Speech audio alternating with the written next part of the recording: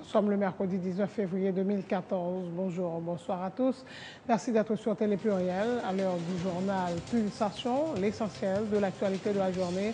L'actualité, justement, l'exécutif serait en train de reconsidérer le dossier des trois juges élus à la Cour des comptes, mais écartés dans un premier temps pour cause d'irrégularité dans leurs documents, a indiqué ce mercredi.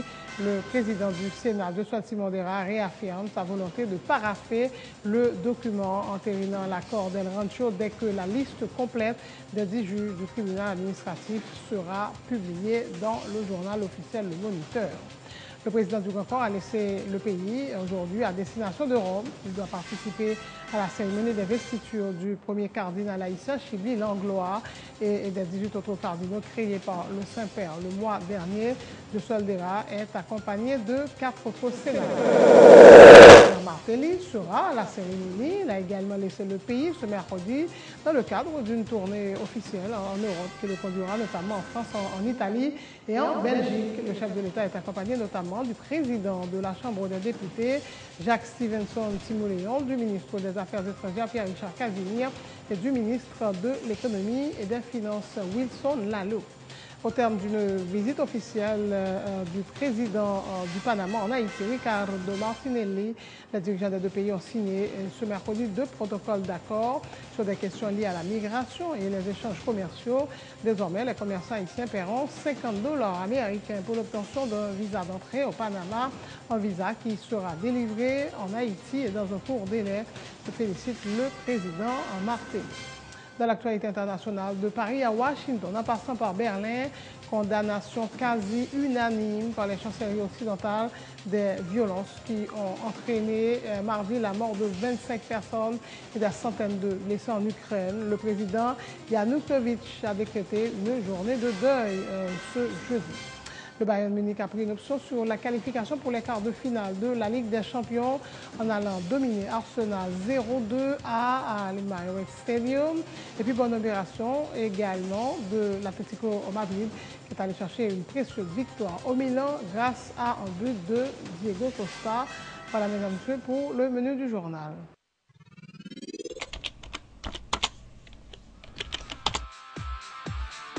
Bienvenue dans cette édition d'Information Pulsation, l'essentiel de l'actualité de la journée.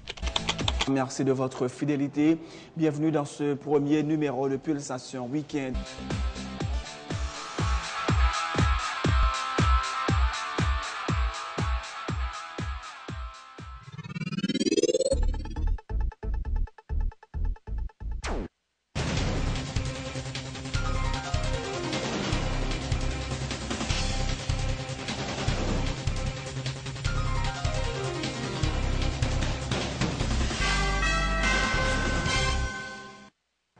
Chef, bonjour, bonsoir et bienvenue. Dans le développement du journal, l'exécutif serait en train de reconsidérer les dossiers des 3 juges élus à la Cour des comptes, mais écartés dans un premier temps pour cause d'irrégularité dans leurs documents. Une initiative qui réjouit le président du Grand Corps, le sénateur Josué Simondera, qui a réaffirmé sa volonté de parapher le document entérinant l'accord d'El Rancho dès que la liste complète des 10 juges du tribunal administratif sera publiée dans le journal officiel Le Moniteur. Des membres du pouvoir exécutif auraient même rencontré les concernés, a rapporté le parlementaire. Il déplore que le président Martelly ait mis 5 mois pour faire valoir ses réserves sur 3 des 10 juges élus en septembre dernier, alors qu'il n'avait que 10 jours pour le faire. Le président du Sénat, Josué Simondera.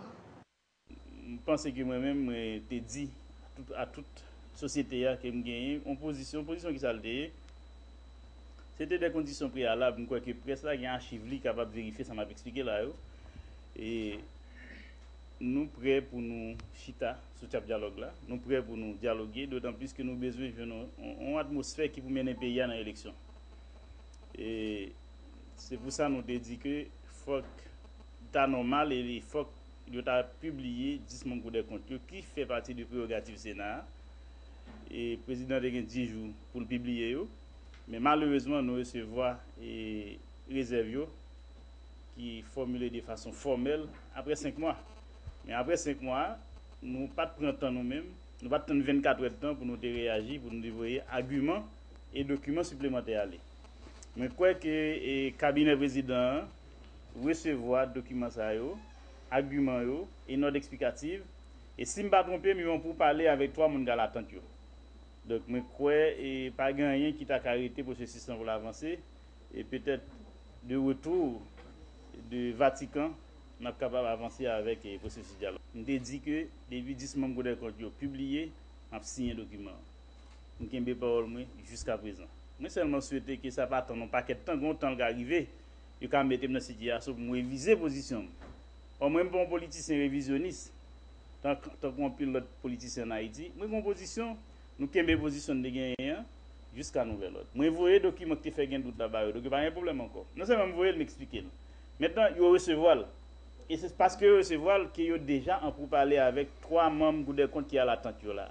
Si je ne me trompe pas, matin, de supposer qu'on rencontre entre certains conseillers présidents avec trois membres pour être capable, même quoi d'après ça m'entendait, ils ont même présenté certaines excuses pour tout scandale qui sont en fait. Ça veut dire que ils sont prêts, ils sont raisonnables, ils ont accepté que ils recevoir documents, ils ont été seulement pour une temps d'exécution et ça a demandé nous comme documents supplémentaires que nous avons déjà. Le président du Sénat a laissé le pays ce mercredi à destination de Rome où il doit participer à la cérémonie d'investiture du cardinal haïtien Chibli Langlois et des autres cardinaux créés par le Saint-Père. La cérémonie aura lieu le samedi prochain, samedi 22 février. Donc, la délégation sénatoriale est composée également du président de la Commission Affaires étrangères, Wenceslas Lambert, de Fritz Carlos Lebon, Jocelyn Privert, François Annick Joseph, le sénateur qui a officié comme prêtre, notamment dans le département de l'Artibonite. Le sénateur Dera se réjouit de pouvoir participer à l'intronisation du premier cardinal haïtien. Maintenant, au Vatican, le 22, je vais assister à un moment pour moi qui est important dans l'histoire du pays d'Haïti, surtout dans l'histoire de la religion pays d'Haïti, religion catholique. Et sous base concordat, nous connaissons qui existait. Et c'est la première fois que notre pays d'Haïti a un cardinal qui est nommé.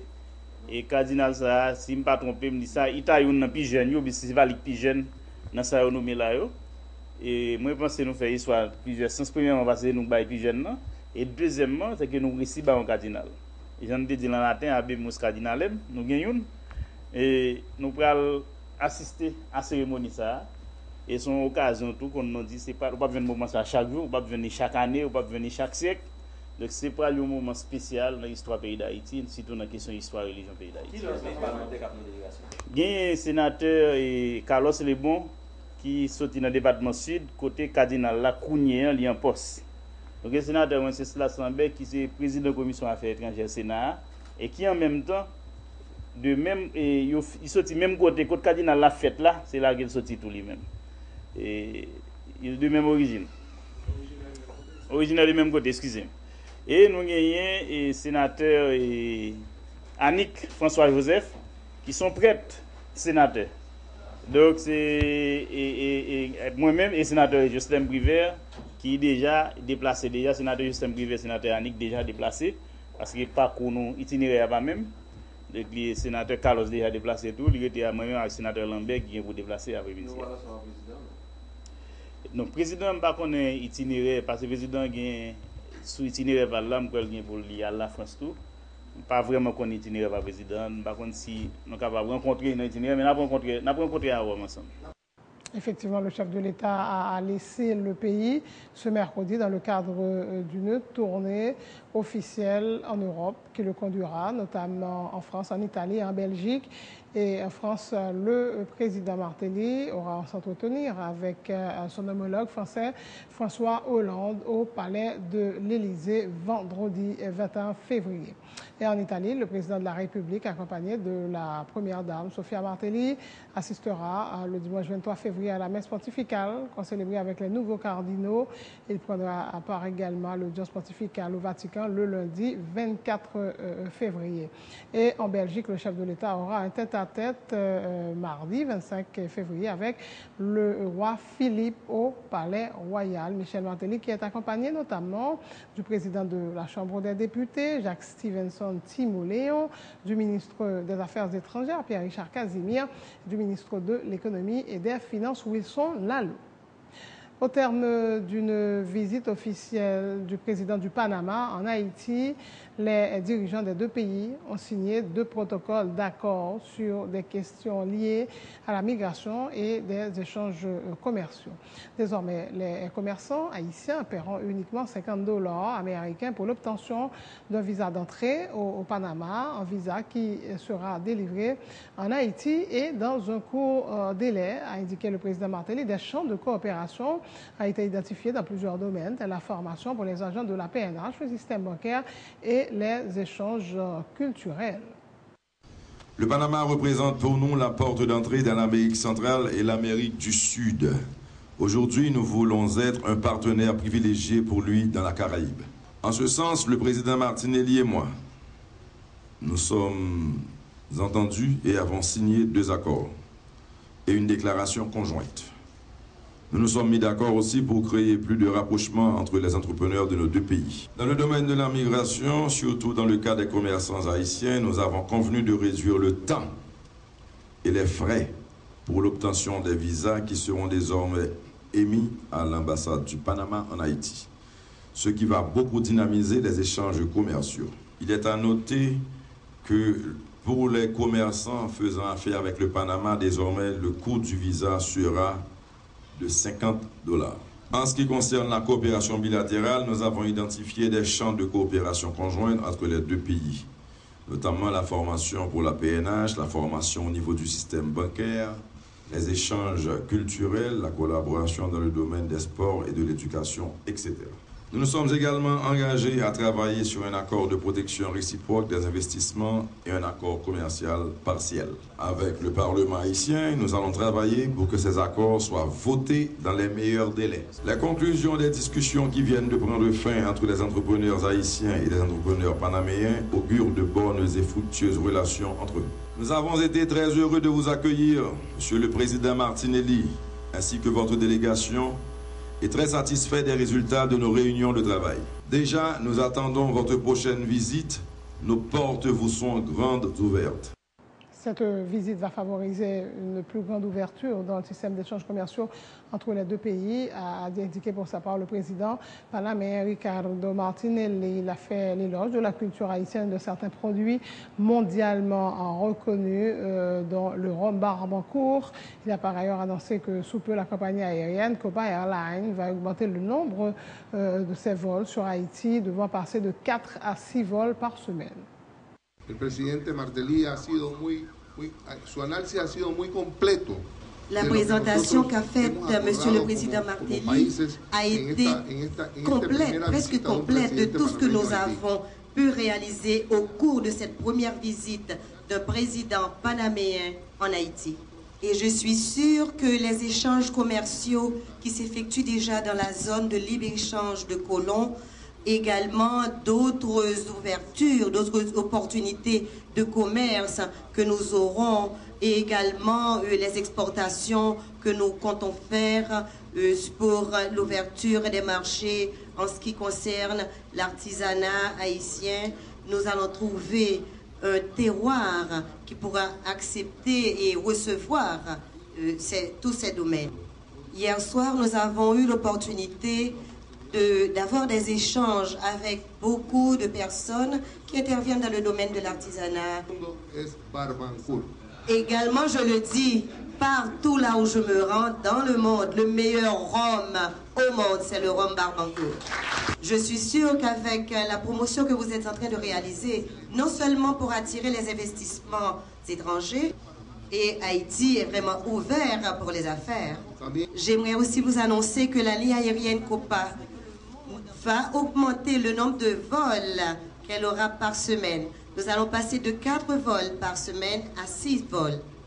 Je suis convaincue qu'à partir de là, beaucoup de personnes vont venir à Haïti, non seulement pour faire du tourisme, mais également pour s'impliquer dans les affaires. Et avec l'ouverture du canal de Panama, je suis sûre que Haïti va pouvoir tirer beaucoup d'avantages de cette ouverture. Et je suis sûre qu'à partir de là, on va pouvoir réduire le coût du transport, le coût des marchandises et bien sûr le coût de la vie en Haïti. Le président du Conseil consultatif présidentiel pour le développement économique et l'investissement, Grégory Meuse, entrevoit déjà les retombées positives d'une plus grande amitié entre les secteurs privés des deux pays, notamment dans le développement de partenariats dynamiques dans le cadre d'une alliance touristique et logistique. Il appelle à la création d'une commission mixte haïtiano-panaméenne devant faire des recommandations aux dirigeants des deux pays appelés à bénéficier de ces nouvelles opportunités d'affaires. Le développement d'une logistique maritime à partir d'investissements, de jumelage et de coopération portuaire. 2. Accord entre la zone libre de Colonne et les zones franches haïtiennes. 3. Le développement d'une logistique aéroportuaire pour capter le tourisme asiatique et latino-américain à partir de l'aéroport du Panama. 4. L'exploration de diverses opportunités identifiées lors de la réunion, y compris dans la construction, les services publics, bancaires, financiers et agroalimentaires. Nous croyons fortement que le développement de ces axes de coopération canalisera et résoudra durablement les obstacles commerciaux et d'immigration entre les deux pays, ainsi que favorisera leur développement soutenu. Et nous suggérons à nos deux gouvernements de créer et mettre sur pied une commission binationale qui puisse faire des recommandations appropriées, susceptibles de préparer les deux pays à profiter valablement des excellentes opportunités d'affaires à venir, ainsi que de définir un accord bilatéral. Les émissaires du Panama et de l'Équateur doivent séjourner en Haïti du 7 au 11 avril dans le cadre de l'évaluation réciproque des États indépendants des Amériques pour ce qui est de la lutte contre la corruption. Le directeur général de l'ULCC, Antoine Touré, se dit confiant que le pays aura de bonnes notes compte tenu des efforts déployés ces dernières années pour combattre la corruption, notamment dans l'administration publique. Nous avons signé et ratifié les conventions internationales portant sur la lutte contre ce fléau, se félicite le colonel Atoris, rappelant que plus de 80 inculpés sont actuellement en attente de jugement pour corruption. Les cas ont été notamment enregistrés à l'ONAL, au AVCT, et au CFI, MSPP, le ministère de la Santé publique et le ministère de l'Éducation nationale, a indiqué le directeur général de l'ULCC. Haïti, de concert avec Trinidad et Tobago, a été allé en Guyane à évaluer Guyane. Par la nationale fait Guyane, non? Nous sommes des experts d'Haïti, plus près, nous allons le présenter en mars prochain devant l'Assemblée générale de l'OEA. Nous gagnons le Panama et l'Équateur qui viennent en Haïti du 7 au 11 avril. Donc, je dois vous dire que nous sommes très optimistes en ce sens que nous en conformité avec tout ce qui est de structures institutionnelles. Nous attendons également que les trentaines de cas d'anticorruption que nous avions traités au niveau de l'ULCC, que nous avons communiqué aux différents parquets de la République. Nous avons une vingtaine de cas à Port-au-Prince, l'IDH, l'ONA, comme vous le savez, et nous avons CFI, CAS, nous avons le ministère de la Santé publique, nous avons le ministère de l'Éducation nationale. Nous attendons de notre système judiciaire qu'il coopère dans la lutte également, que nous ayons enfin des condamnés pour la corruption. Nous avons au moins 30 cas, attendant d'être 30 cas et au niveau du système judiciaire, avec au moins 80 inculpés. Donc nous souhaitons que nos honorables juges, nos honorables parlementaires, ils ont entendu notre appel et que c'est ce qui va nous permettre de maintenir cet optimisme pour que vraiment ces évaluations soient dignes d'Haïti. Autre point de l'actualité, les négociations se poursuivent entre la plateforme des organisations syndicales d'enseignants et la commission mise sur pied par l'exécutif lors de l'arrêt de travail qui avait paralysé pendant plus de 2 semaines les activités dans les écoles publiques du pays. Et cette semaine, les questions relatives à la grille salariale, au plan de carrière seront abordées lors des négociations, informe le professeur Georges Wilbert Franck, coordonnateur de l'UNOE, membre de la plateforme. Il fait état d'avancées lors des premières discussions se référant aux engagements pris par le ministère de l'Éducation nationale de procéder à la nomination des enseignants travaillant plusieurs années et le paiement des arriérés de salaire. Yon premier et avancé qui était fait dans le cadre négociation, c'était protocole d'entente qui était joint avec commission ça, côté que l'État était réussi d'accord pour que tout point que nous te mettons dans la négociation, yo te fait objet de discussion sous table, à savoir que enseignant qui qualifié, qui dans la salle de classe depuis longtemps, yo nommé, que enseignant qui travaille longtemps, yo joignent arriéré salaire yo intégralement, que personnel éducatif là gagne un statut particulier, que nous gagnons un plan de carrière qui définit, nous gagnons une grille salaire qui prend en compte critères de qualification et critères de temps d'ancienneté. Nomination été supposée faite. Journée aujourd'hui, nous sommes capables de gagner de avancées qui fait dans le cadre de discussion ça parce que nous arrivons joindre un statut particulier dans une séance de négociation qui était longue et qui était difficile tout, mais nous arrivons mettre nous d'accord sur un statut particulier et les passer en conseil des ministres et les supposer publier dans le journal de Moniteur. Et une acquis que le syndicat arrive à racheter dans le cadre de négociation sur statut particulier, c'est là nous arrivons à faire l'État d'accord pour que lui créer un fonds que nous relais et fonds de garantie qui permettent que les enseignants aient bien droit pour faire prêt, pour faire de l'investissement au logement, pour faire de l'autre activité qui permettent que ils arrivent satisfaire des conditions économiques, socio-économiques. Semaine ça, nous gagnons pour nous traiter dans le cadre de négociation la question de plan de carrière et grille salaire. Nous disons qu'il y a deux critères que nous ne pouvons pas négocier dans la discussion qu'a faite sur le plan de carrière. Premièrement, c'est temps d'ancienneté. Parce que là, on passe temps à mettre compétences au service de la société. Il faut que l'État prenne ça en compte. Il faut qu'on côté que valoriser le sacrifice qu'il fait. Nous disons tout qualification enseignant dans le cadre de négociation que nous avons fait semaine ça sous grille salaire là et sous plan de carrière là, nous prenons en compte tout et nous pas lésiner sous lui.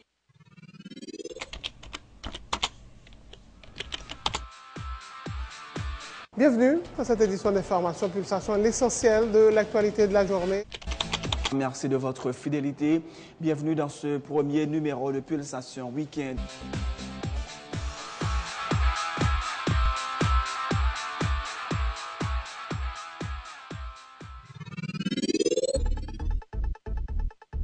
C'est la fin de ce journal. Le rappel des titres. L'exécutif serait en train de reconsidérer les dossiers des 3 juges élus à la Cour des comptes, mais écartés dans un premier temps pour cause d'irrégularité dans leurs documents, a indiqué ce mercredi le président du Sénat de Soissy Modéra réaffirme sa volonté de paraffer le document entérinant l'accord. Elle raconte que la liste complète des 10 juges du tribunal administratif sera publiée dans le journal officiel Le Moniteur.